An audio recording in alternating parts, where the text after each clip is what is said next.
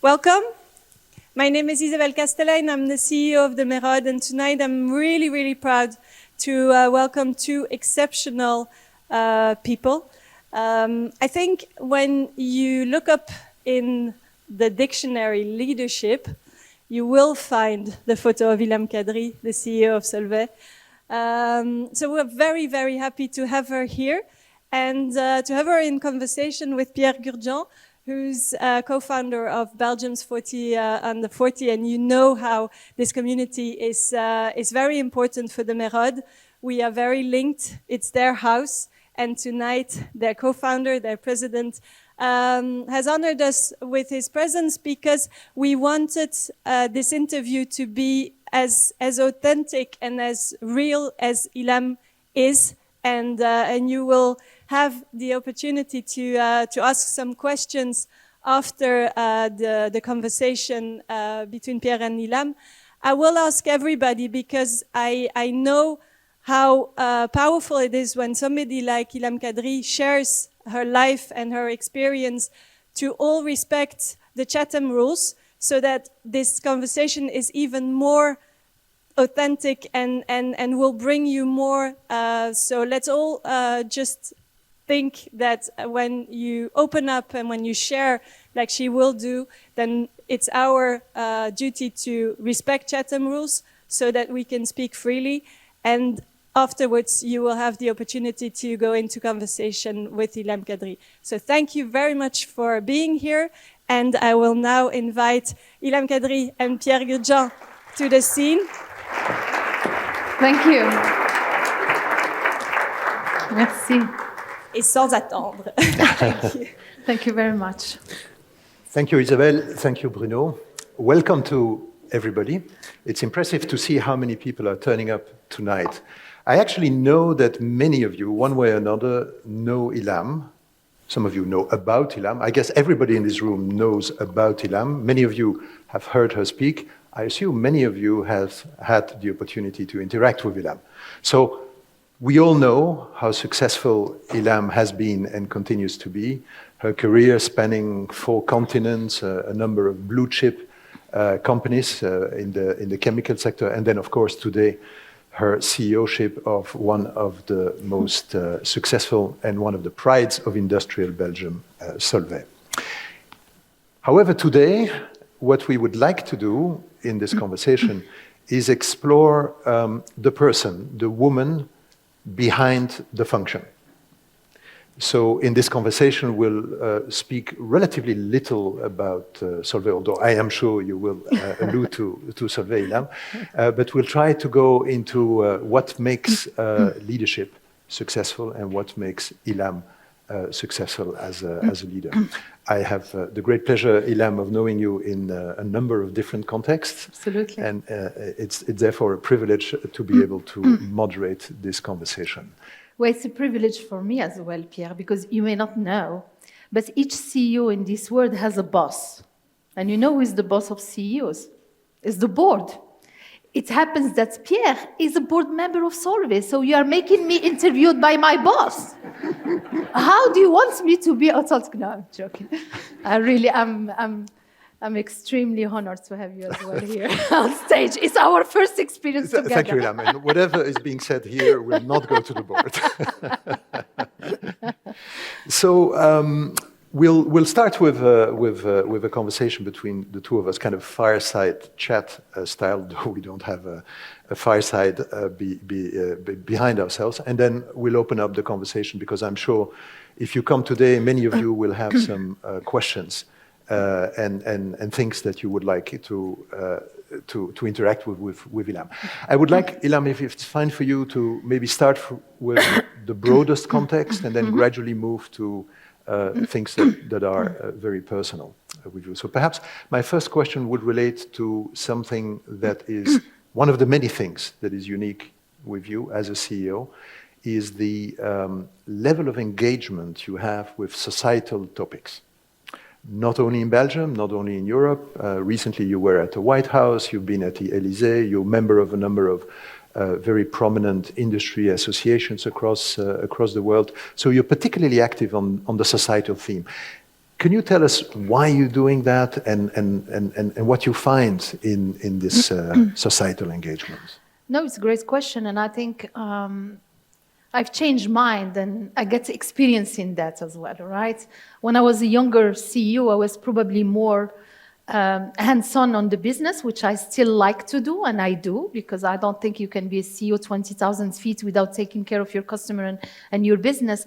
But I think as you grown up and you start leading companies like Solvay, but even in my previous job at Diversey in the US, I think you are the face of the company, and you represent the employees, you represent a purpose, right? And I believe in purpose-led organization. I believe that there is no success which can last, and no company can thrive if they don't have a purpose. And that purpose is about your employees. So we pride our 20,000 associates in the company, but it's their families, it's the communities you live in. And I represent today a hard-to-abate sector called the chemical industry, and there is a lot of discussion about the urgency of climate change, the urgency of scarcity of resources, the urgency of leaving nobody behind. 40% of our population at Solvay is blue collars. Those are people who they wake up every morning and they go to the plants and they produce materials for humanity progress. So I think it's our duty and responsibility to broaden that scope. But you need to have a purpose. You need to have clarity of purpose, clarity of statements, of engagement, of values, and you need to carry them with pride and sometimes with boldness. Because when you are part of the chemical industry, when I joined Solvay from the US in 2019, I was shocked. It was like, why you took the job in the chemical industry? Stay in the US, because in the US, still chemistry is being a sexy industry. Here, I was shocked at the beginning because the chemical industry was just part of the problem.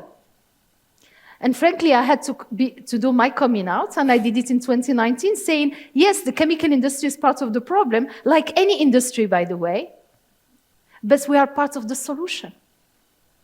It was a bit bold, right? It was a bit, but if you don't do it, someone else is going to do it for you, or they're going to do it in a different way. So I think you need, my job is not to be a politician. I'm not a regulator.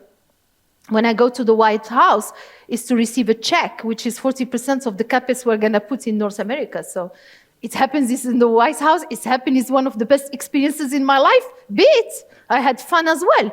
But I took a check for my company, right?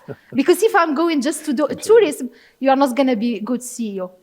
Absolutely. A CEO has to have financial and non-financial performance. If not, you are going to kill yourself in meetings and touring the world with the other great people, but you have to still keep your objective as a leader of a company in mind and in your luggage. And Ilham, in the interactions you have with world leaders, because you've met some of the most important world leaders, how open are they to this voice from industry that says, well, you think I'm a problem, but actually I'm a solution? How does that resonate with them?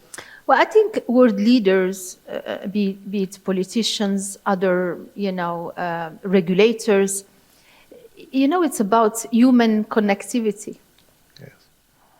You decide every day, and I say to my employees, but also to anybody, regardless of your status, you decide if you're going to bring your whole self in the meeting, on stage. She talks about being authentic. I can decide. Of course, it's in my ownership, right? In my hands to be that authentic or not, right? So with the world leader and with Macron or with Biden or others, I don't enter trembling saying, "Oh my God, I'm meeting these guys." Of course, they deserve my respect. I know who they are. I have an agenda. I'm well prepared, but I bring my whole self. So I told to Macron and to the EU commissioners and that IRA is not a problem. When everybody was complaining that Biden is breaching the WTO, etc. And I did my coming out on the FT and say, IRA is the best thing which happened to Europe. By the way, my passport is European. I grew up in Africa. Have European passports. My heart is here. Nothing wrong with that. But Biden did the right thing. And Europe got a slap in the face. And then they had to wake up and say, what's the answer to IRA? So I think, but you bring it with respect, right? You have to be respectful, you have to be insightful, you have to bring it with data, with wisdom. If you do that, they will call you another round, say, please, can you come and co-construct? By the way, that's what took me to be part of, and Leah is with me and the team, to be asked by Bercy in France to help them actually to see how we can reindustrialize France. And when I got a phone call, I said, guys, I'm not a policymaker. That's not my gig. That's not my sweet spot. But they said, we don't want that. What we want is you bring the challenges in the room. You bring the challenges on the table, which is about if Europe continues, it's going to become a museum. There will be no industry. You're going to come to see La Tour Eiffel, but there will be no production of chemicals. So I think those are things we need to be bold on. Those. The courage and the boldness that you talk about, let's dig a bit more in that and maybe shift to you back in the context of the company and how you exercise leadership. Actually, let me start with, let's say, the most simple manifestation of leadership. If somebody would be following you during a day or a week in terms of your style of leadership, what would they see? For instance, do you have a MBTI? What can you tell us what you are? Can you guess? That's the art of thinking, huh? Yes. No, I know mine. I can guess, I think. So. But tell me before I make a mistake. So I am. So the first one, it looks like I'm an extrovert. Actually, I'm a false extrovert. I'm an I, inside out. Yeah, not surprised. But I love being with people. So I am INTJ. I'm a thinker, judger. I'm not sure what you guessed. Did you? I'm very close. Yeah? Yeah. Where you didn't have it? The T or the J? No. Although I think there's a lot of F in you as well. Yeah. So, but I know that I feel what I think. Yeah. But maybe this is for the end of the conversation. We'll come to that. I feel what I think. Tell me another thing about observing you. Are you a morning person or are you an evening person? I was an evening person when I was living in the South early in my life, and I became a morning person. So you found me on my mat in the morning, very early. I do a lot of yoga and and meditation. It's so critical to my balance now. And then I write. I'm now writing a book. I'm not a writer, but I'm learning. On what? About my grandmother in Casablanca. All right. Yes. So it's a fiction inspired from facts or from her life. Real life. Yeah. So, but I'm a morning person, and I try to go to bed as early as I can. But I don't need that much sleep. That has been, I don't know, the gifts or the strength of my life. It's a great gift. Yeah, it's a great gift. It gives you an additional portion of life. Do you like to interact more with one-to-one context, or do you like to interact with larger groups of people? Both. I think I can be in a crowd, right, and just mingle and go from one group to another. But I appreciate a lot the one-to-ones. Yes. I think this is where I was educated as a leader to really lead in person, leading by walking, value people on a one-to-one basis, and have that in-depth, very sincere, authentic conversation without having. I'm not a busy-minded person. I learned. I'm going to shock you tonight, but I learned to think less with age. Tell us more about that. Really? So I'm not a busy-minded person. This morning we were in the office and someone said, "Oh, I heard that from the chairman, blah, blah, blah." I said, "Okay." I said, "Let's go." And I went to the chairman office and I said, "This is it." He was shocked. He said, "Really?" I said, "Yeah." "What's the answer?" He said, "No." And I came back and I said, "No." Done. So I learned that, rather than building realities, because that's what's our mind is fertile, right? It's very rich in building other realities. I'd rather ask you the question. This is fascinating, Ilham, because some people say that the reality of leadership is about having conversations. Yeah. That's what leaders do. Yeah.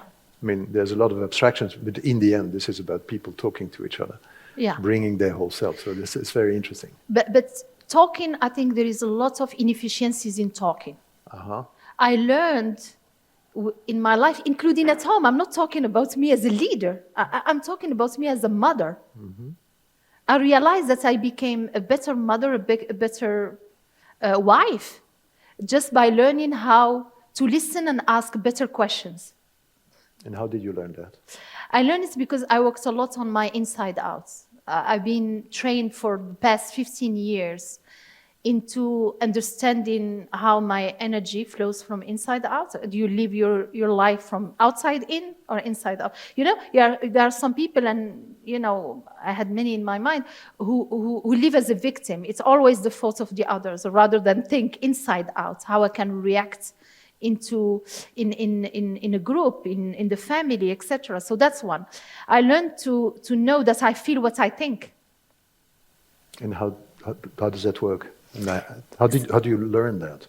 Well, how you learn that is there is a fabulous book you need all to read. It's called The Invisible Power by Robin Sharp, who is one of my coaches in Boston.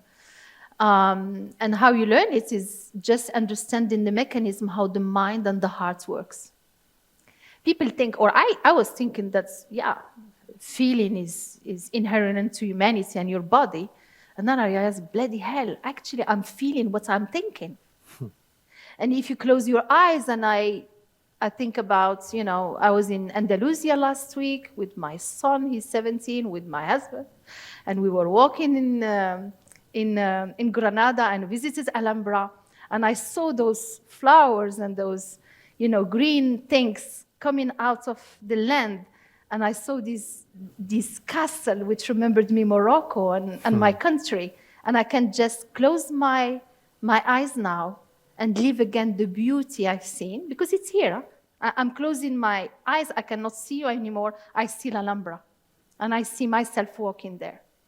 That's a very powerful. So I am feeling immediately now. How? Yes. Peacefulness, beauty, and I'm recharging my batteries. And I can do it anytime. It's tough some days. Sometimes can be tough. No, let's be authentic. Some days can be really tough. When you have, let's say, an activist on your back and you say... For example. And then you say, no worries, not personal. And you go back home and you have your husband saying, you say, I know, you're going to tell me it's not personal. Inside out, you are in the headline, in the Echo, and they're asking for your board to fire you. So you say, okay, my dear, let me tell you how it works. So blah, blah, blah. So what I'm telling you, those are tools which I really nurture. Is a muscle I've trained. And I'm not yet at my best on it, but I'm doing my best to be black belt. That's fascinating, Ilham, because what you're describing here is a conscious, if I understand well, is a conscious will to master your energy, your mental flow, your emotional flow, and to become increasingly better at that. Yes. That's a lot of hard work, no? It has been a hard work, but it's easier with age. I wish, actually I'm paying courses to my son, he's 17. I wish I learned it when I was his age, or even younger. It's a shame, it's a crime that it's not at school. Because I wasted years of my life in inefficient relationship, not asking the right question. And I'm not talking only about companies. I'm really talking about my boyfriends, probably. You see what I mean? And you look back and you say, oh my God, it was so stupid. But bring it to 21,000 people. You do a pulse survey. When I started doing the pulse survey at Solvay, we were doing the engagement score once a year. Yes. People say, come on, Ilham, you are doing, because at Solvay was not, and Pierre knows it was not an easy walk in the park. Huh? No. We closed manufacturing plants. We had 2020, COVID crisis where 50% of our EBITDA was off. We had to restructure, to delay. So we did very tough reforms. And I said, this is the right time to go to our people and listen to them. Right. But not once a year. You do it every 6 weeks. And you talk about feeling, not about thinking. How do they feel? Because at Solvay, we are a bunch of engineers, nothing wrong with the engineers, I'm an engineer as well, but we were thinking like 100%ers. Right. Well, I came from a culture where 80% is good. It's better 80% or 60% than 100% late. So I had to change that culture. I had to engage with the people and say, guys, how are we going to change all of this? I cannot do it alone. It's not a one-woman show. And it comes back by connecting at human level. Ilham, this incredibly strong emotional and mental energy that you have, and that you seem to be able to mobilize almost at will. So let's dig a bit more into that with your permission. Where does that come from? At what moment did you discover? What happened? Is there something one day that happened, or? Well, I'm going to give you the level 1 answer, and you may want to go to level 10, all right? Knowing Pierre a bit. It happened because I was working for Dow Chemical, an American, one of the largest chemical companies in the world. And when you are part of a pool of talents, they invite you once a year to do those crazy retreats, etc. And you go there, and I was 100% busy-minded, and I had too many things to do, and I said, again, a week I'm going to waste. It was in Turkey, in Istanbul, beautiful country, beautiful city. I love it, but I love to go there with my husband, not to go there in a retreat where I'm saying 100 emails per day I'm going to miss. And then there was a training on food, on how to eat better. And I'm saying, come on. Americans are going to teach me how to eat. Okay, good. Thank you. And then we'll look at sugar and fat, etc. And the second one was the inside out.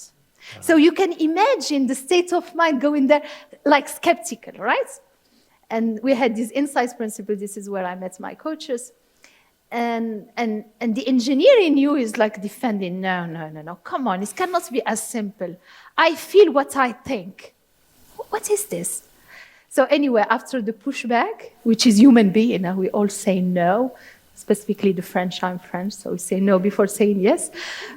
But joke aside, it took me some time, and then I understood this invisible power. I really did. And I started the learning, and then I start seeing that my thinking is like a river. The way I see myself is I'm in a small boat rowing in my river. You see what I mean? The river is your thinking. It can be wild, rivers with rafting, right? And I'm starting to row. But I cannot stop the river. Nobody can stop the river. It's your thinking. People in jail and, brilliant people, world leaders who have been in jail, and nobody can stop. This is our freedom. But sometimes this can be a poison, huh? You know it, huh? Vicious circle, huh? So I imagine myself, and I'm trying to teach it to mentees, thanks to the 40 under 40, your association, to kids, to other mentees around the world, to my families, to my team. Huh? I am preaching it because I think it's the best gift I got in my life. That's a very strong and it's the best gift. Tell us about what happened before. Earlier, you spoke about this book you're writing about your grandmother, so I assume she's been very important in your life. Absolutely. Can you tell us about her? So I grew up in Casablanca, in a very humble home, quartier espagnol, so it's very popular, neighborhood, in a frugal, environment. We didn't have potable water. We didn't have tap water. And that grandma, my parents divorced, left, the city, etc., and even the country for some, abandoned by my father. And my grandma was my whole universe to a little girl and that lady. And that lady was illiterate. She had also a great story, but I'm not sure I'm going to publish the book, but, at least I'm telling her story. But what is amazing with her, even being illiterate, she had a gift, which was the emotional intelligence. She was so fluent emotionally, right? She could understand people. She could read context. She was balanced and grounded because her life led her to be that way. And she taught me that in Morocco, we used to say that girls have two exits, or this is what she was told by her parents, that you have two exits in your life. The first one from your father's home to your husband's home. So get a good marriage, right? Rich man, etc. And the second one was to the grave. Not sexy, huh? My God, yes. And she had a lot of humor. So you used to tell me, find your third exit. And the third one was education. Beautiful. And she taught me to love books. She didn't know that I was, reading the Bible and, the Torah. Well, she was Muslim. It was so funny. So she was so open, so ready to allow me to unleash my potential. And she was my first role model. My second one was Marie Curie, so literate, completely different to the extreme. But definitely, this grandmother was a gift from God, really. And she supported me because I suffered from dyslexia. And dyslexia in Morocco, you are stupid. Huh? It's not about, you cannot diagnose it early enough. But she really made the fight and the battle to bring me, it was, the popular schools. Huh? It was governmental, free of charge school. But she allowed me really with a lot of grounding and balance. And she taught me one other thing, is to be respected before being loved. That's who I am. It doesn't mean I don't need love. Huh? I'm not a robot. I need love, and I have a lot of love around me. But she taught me to seek respect before being liked. You see what I mean? What an exceptional woman. She lived how long? She lived till age of around 70, and I was in my second year of my PhD. She knew I will finish, right? So I will tell you an anecdote. First year of PhD, really tough. With one of the best professors we met in Strasbourg. And I was fed up, right? I just said, I'm not going to survive in this culture. So I called my grandma in Strasbourg, and it was still those coined, things. Yes. And I called her, and I started complaining, and I say, I have to wake up at 3 a.m. and go and sample, etc. So she listened to me, really quietly, and then she said, well, my dear, in L'Ain Diab is the beach in Casablanca, a long promenade. And she said, big M, who is the big yellow M? Opened. If you are fed up, come back. They are looking for people. What do you want me to say? Then I looked at all the coins and said, thank you very much, hang off, went back to do my sampling. Wonderful anecdote. Marie Curie, how did that happen? Why Marie Curie? I was lucky, I don't know, but frankly, I followed my passion, and early enough I knew it was technology and science. And science, all sciences, from mathematics to physics to chemistry. Chemistry actually came very late. Huh? And one of the brilliance when I was reading books and looking at women leaders and in science field, obviously Marie Curie, She was an immigrant. She got the Nobel Prize twice. Her daughter gets also a Nobel Prize. Her husband got a Nobel Prize. So I think I really loved everything. I know probably a lot about her history. What I didn't know, the other anecdote, is that Ernest Solvay, I learned it when I joined Solvay, has sponsored some of her radioactive experiments. Absolutely. Well, Solvay had nothing to do with the radioactive. So anyway, all of this is clin d'oeil to this fascinating role model. When you think about yourself, Ilham, touching lives like your grandmother has touched your life, Yeah. how are you thinking about that?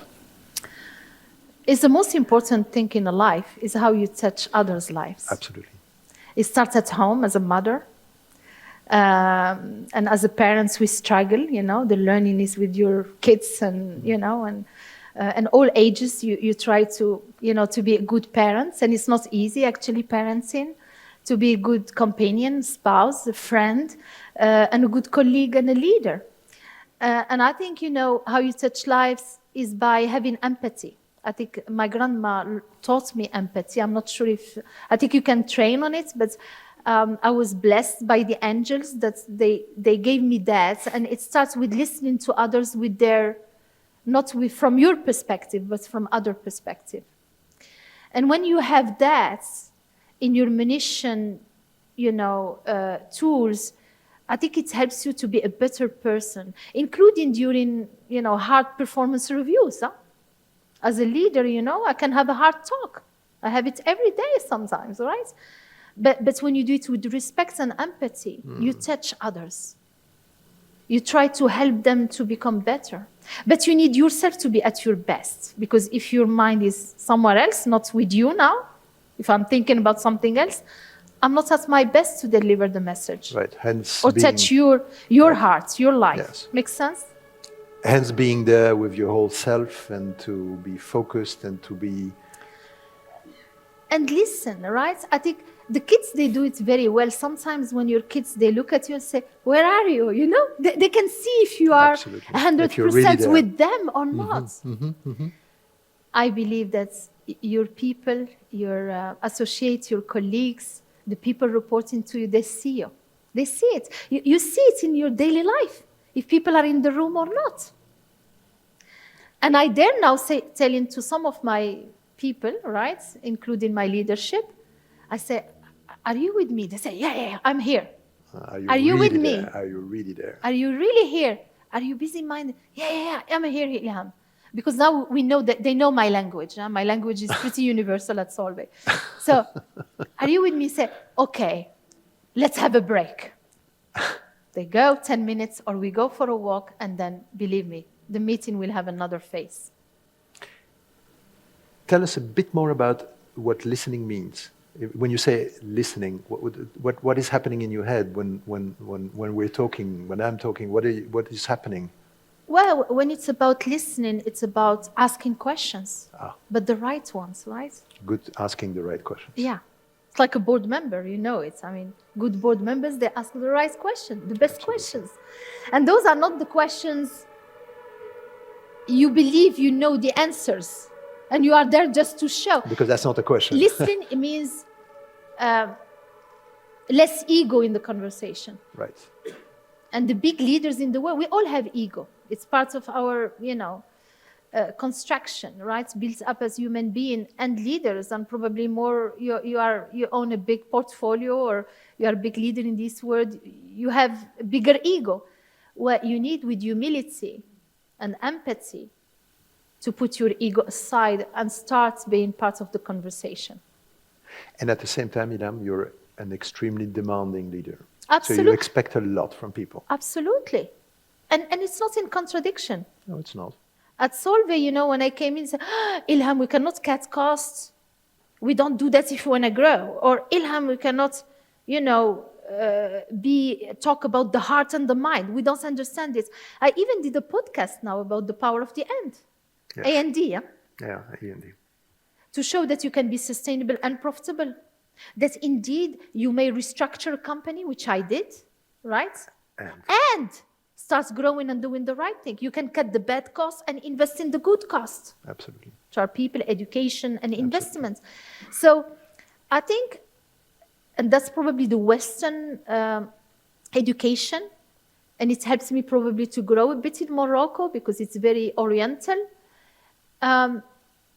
We always like to put things in opposition. This, either this or the other. No. It's and. You can be assertive and empathetic. By the way, we do it because I had really this dilemma in 2019 when we started our cultural change in the company. And someone came and said, Ilham, I put in the values of our leader, lead with the heart and the mind. And the guy came in and said, Ilham, you put it for 20,000 people. We are 5,000 leaders. What do you mean lead with the heart? Good question. Good question indeed. So I answered with a question. Do you have kids? Yes. How old are they? Etc. 6, 8, etc. How do you do with them when they come back with ratings, etc.? Oh yeah, my 6-year-old, or 8 years old, he has a C or a B, he can do an A, and I try to teach, I try to coach, etc. This is the answer. Do you love them? Of course I love them. Do you raise the bar? Yes, of course I do. Do you care? Yeah. Do you dare? Yes. This is the heart. And here we are. Here we are.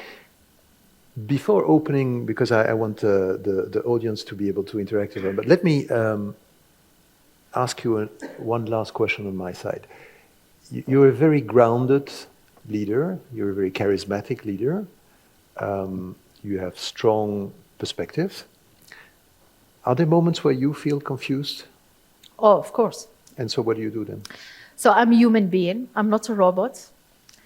There are days where you feel lonely because that's about also leading companies. I felt lonely at Solvay in 2020, yes, where 50% of our EBITDA just, faded and stopped. And you ask yourself, am I going to finish the year? Are we going to have enough cash? I'm restructuring. I am laying off people because we are not groomed. I don't have pleasure to lay off, right? Or close plants. And then you look at the mirror and you say, how are we going to do it? Respect, dignity, but more. And that's how we started the Solvay Solidarity Fund. So I cannot put people on chômage technique and follow, and then you continue saying you get all your salary. So voluntarily, I said, 15% off like I did with most of the leaders. Actually, what happened was brilliant. All my top 30 followed me. The chairman say, I'm going to stop my 50% salary. And the board of directors and some of the investors, we have a reference investor, forfeited 30% of their dividend. Absolutely. And people say, she's crazy American. She came from America. Charities American is not Belgium. In 6 weeks, we collected 15 million euros. 15 million. 1-5. That's exceptional. 7,000 families around the world have been supported. Yeah. So I think feeling lonely with crisis, with challenges around the world, of course you do. And of course, sometimes you are confused. But I think it's not being always balanced and grounded. I think we are always unbalanced and always ungrounded. It's like in physics. It's always to quickly find its back. Right. It's what I mean? It's not a static situation. It's never static. Continuous ability it's never to rebalance. And you may tell me something, or I go back home, yes, and I hear my husband or someone, and you feel, oh my God. Yes. And you get just unbalanced automatically. Right. But then you need to find your balance back and get back in the moment, leading in the moment. Yes. Give it 100% shot. And as soon as the conversations start to be peaceful, start to be grounded in both sides, because if you're not grounded and I'm trying to negotiate with you to have a conversation, believe me, that doesn't happen because our intersection is not stable.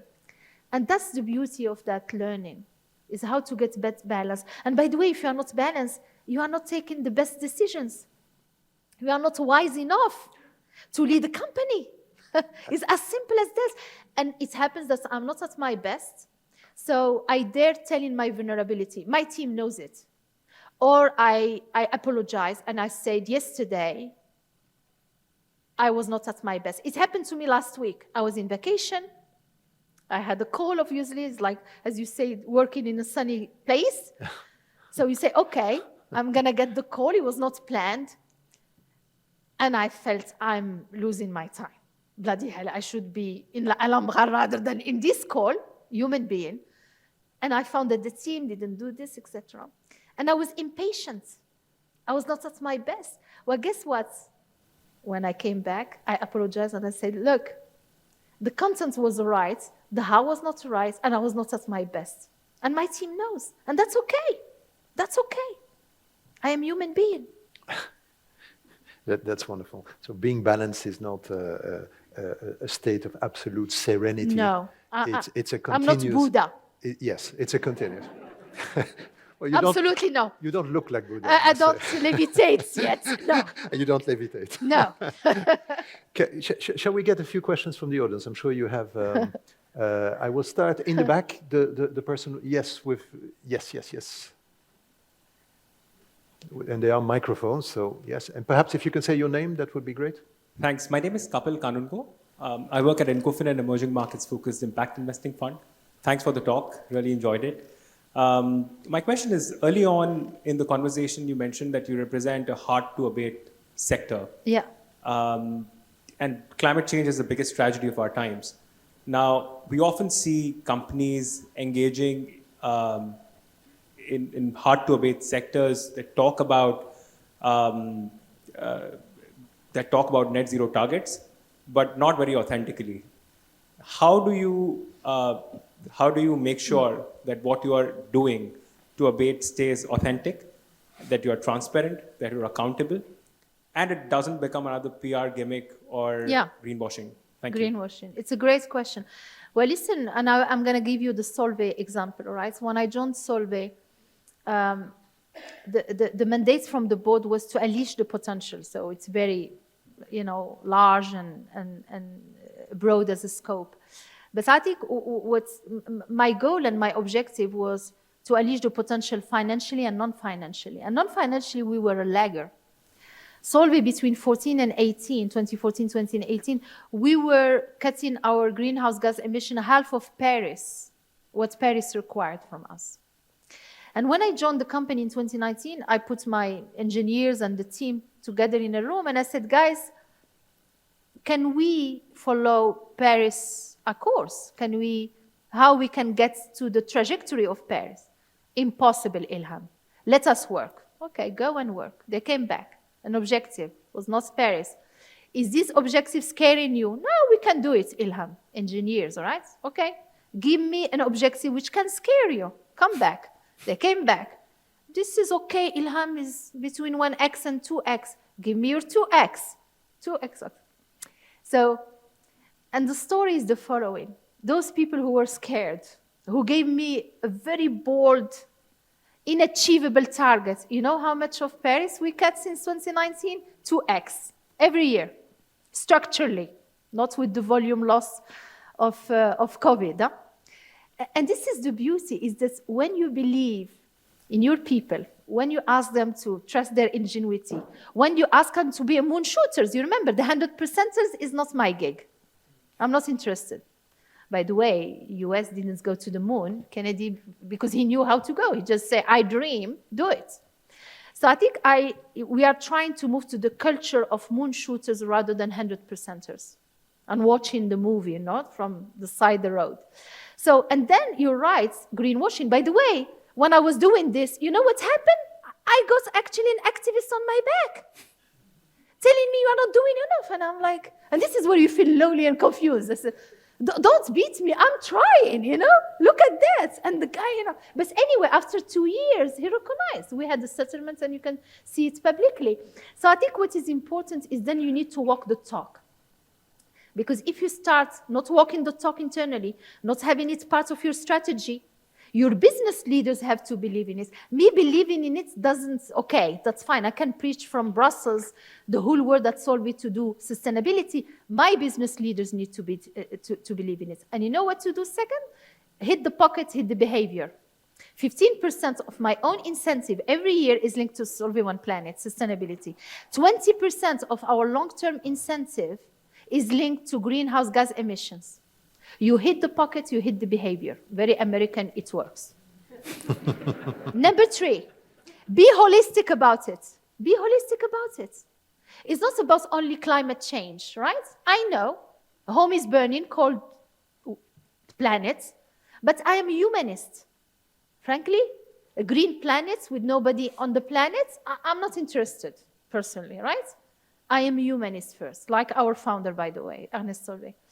And therefore, I said to our teams, climate, number one, better resources. I grew up greedy with natural resources because I didn't have the luxury to waste in my home. That's my grandma.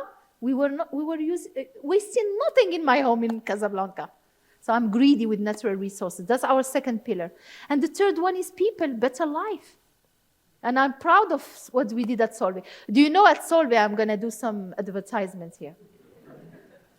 16-week paternity leave. 16-week. It's great to be a father. And they said, this is Ilham a hype. No man or father will take 16 weeks. Well, in 2021, we launched it. 200 babies enjoyed their fathers. In 2022, last year, 400 babies. And you know what? Our engagement score, it's at 77%, or almost close to 80%. By the way, it's true for fathers, but also for LGBTQ+, regardless of your sexual orientation, regardless of your country of origin, regardless of your, whatever, right? It's great. And the three pillars is, for me, as important as the climate. So we have it very holistic. And then you have to report on it. You can go to our 2022 full year. You will see the integrated report. And we make our numbers audited by our external auditor like the financials. So squeaky clean. Wonderful. I'll take a question on the left. There was somebody raising their hand. No, then I go to the right. And I was in the back. Hands here.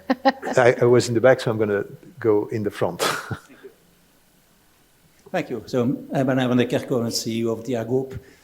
I see there tonight's team is navigating the path to success. Would you please share with us how you define success and what you do concretely to drive the others to permanently go the extra mile in everything they do? What's your secret? Yeah. It's a great question, and success is subjective, right? It's very personal, by the way, at human level. What does it mean, success? And I had that conversation with my 17-year-old boy last week. And what did you say? No, I mean, it's not about me telling him. That's the story. I was interested by him telling me what his vision of success. It's different. Because my story life in Casablanca is nothing to do with him now. It's very different. And my dreams are not his dreams, right? But I'm a parent, and I care, right? So I think it's the same in a company. And how you define success in a company is not about, the adage saying, you go alone, you go faster, together you go further. It's not, again, one-woman show. It's about, in each company, in all my transformation, and this is my second largest one, right? Since I started really becoming a transformer in business, that's what I love to do. It's about always strategy, structure, and culture, to make it simple. I like three, as you may have noticed. It's about having a strategy and a vision of success. What success look like? And at Solvay, we were not ambitious enough. We lacked ambition. An ambition which scares us, which is big enough to scare us. That's what I call an ambition. And that's what we started putting. Let's have an ambition which scares us. And by the way, we delivered and we over-delivered on our strategy trees ahead on advance. But then a strategy and ambition on paper, which stays on paper without the right structure, it's a concept paper. So you need to have a structure around it. And that's where we fail. I mean, my regrets in my life is always not having made the organization change fast enough to deliver on your ambition. Always the regret. But you need to have the right structure, the right people in the right jobs, there to rehire.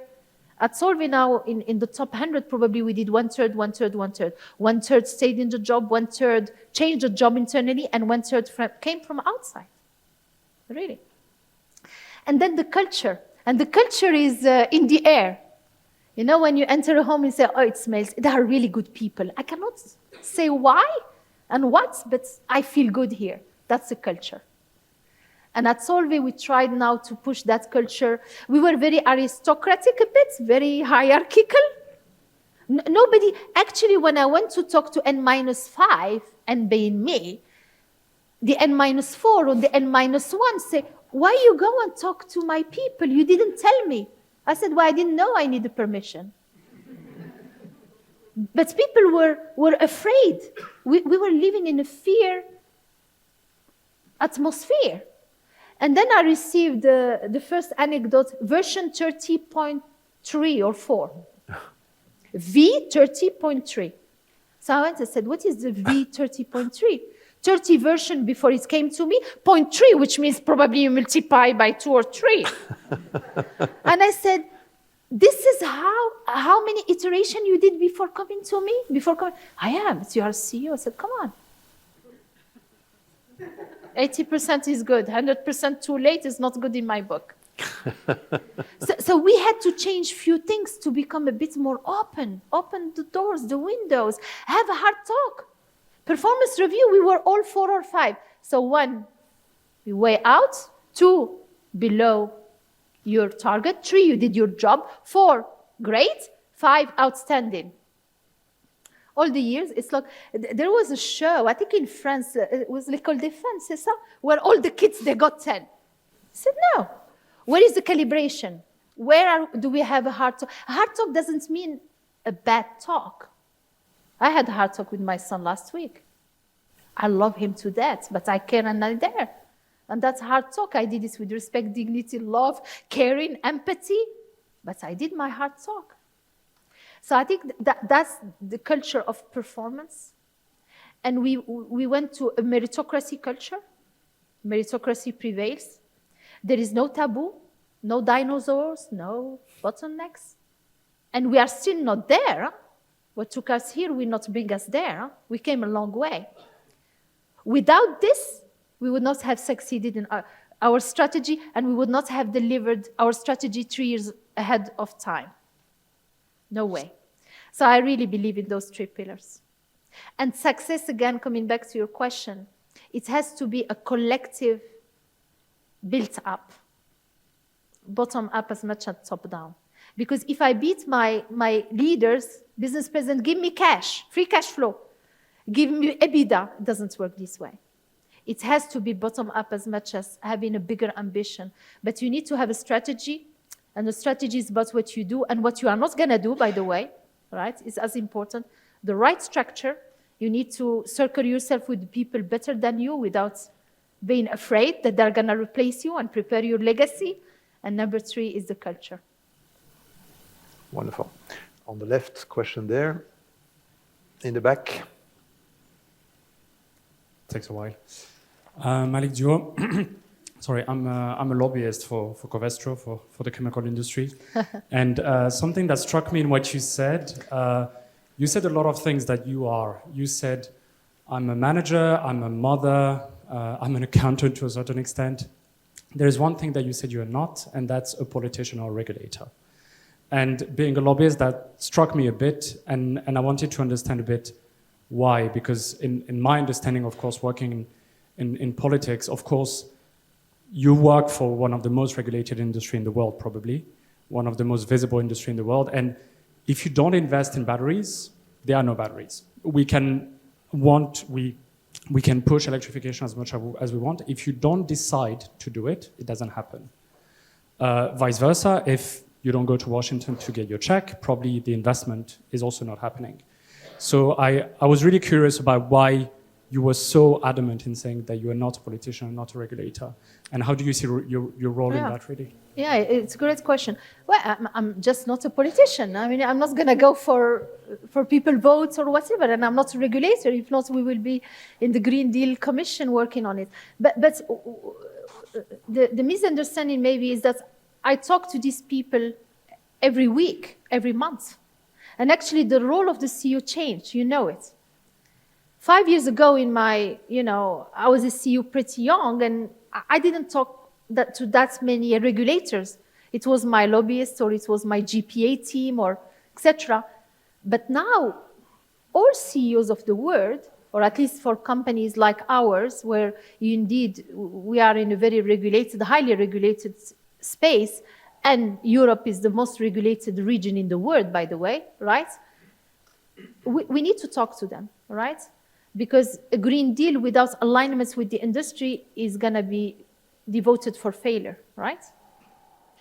And I think there is that openness which I welcome. What I mean is that don't ask me to build a policy. That's not my role.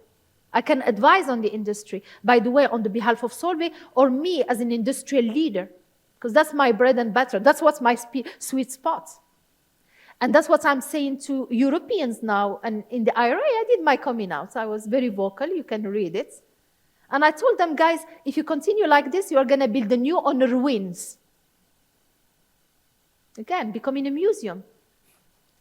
But I'm a believer in the Green Deal. I told to the gentleman there that we did 2 times Paris every year. And we pledged, we more than pledged, we engaged the company into carbon neutrality by 2050, where we're going to invest 2 billion euro. My board has approved it. So I'm just saying each one has his own space and its authority, etc. The role of politician is very different from a business leader.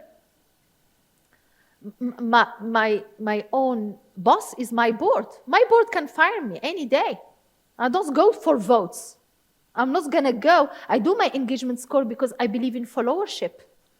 If you go alone into the bus and everybody is watching you, thank you very much. You need engagements. But you need also to dare doing the hard things, the harder reforms. So you see what I mean? My scope, my role in a company is very different from a politician and regulator. And I have a lot of empathy and respect, and we need them. We cannot change the world. We cannot do a Green Deal. We cannot decarbonize the industry without a politician, regulator, and industrial leader. That's all what I wanted to say. We are unfortunately nearing the end of the session. Ilham, I, in the name of everybody, I want to thank you for your openness, the inspiration that you carry, what you are. And I do hope that this book about your grandmother, that you will publish it, and I think we will all be very happy to read it. Well, it's a tough thing, and there is another one she taught me, and I'm going to leave you with this wisdom, and it's in our values at Solvay now, is learn and relearn. So now I went back to school, and I'm learning how to write, which is fascinating. Ah, fantastic. It's fascinating. Fantastic. Well, thank you very much for having me. That has been really great. Thank you.